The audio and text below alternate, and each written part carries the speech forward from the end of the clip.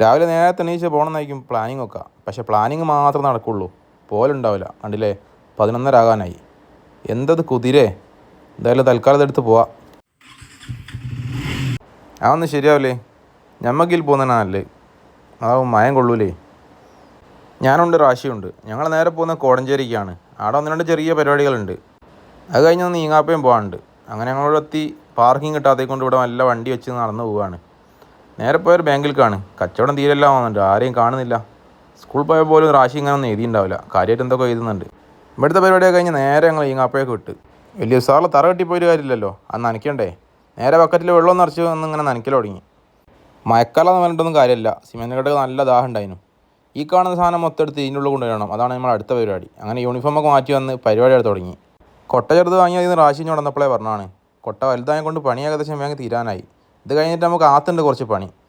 ആദ്യ റൂമിൽ ബേക്കറിയോ കൂൾബാറോ എന്തോ അതിനും തോന്നുന്നുണ്ട്. അതിൻ്റെ കിച്ചണാണ് ഈ കാണുന്നത്. ഇവിടെ സിങ്കും കാര്യങ്ങളൊക്കെ ബാക്കി കിടക്കുന്നുണ്ട്. ഇതൊക്കെ നമുക്ക് പൊളിച്ച് ഒഴിവാക്കണം. ഇതൊന്നും ഇപ്പോൾ നമുക്ക് ആവശ്യമില്ല. ഇവിടെയൊക്കെ വേറെ പരിപാടികളുണ്ട്.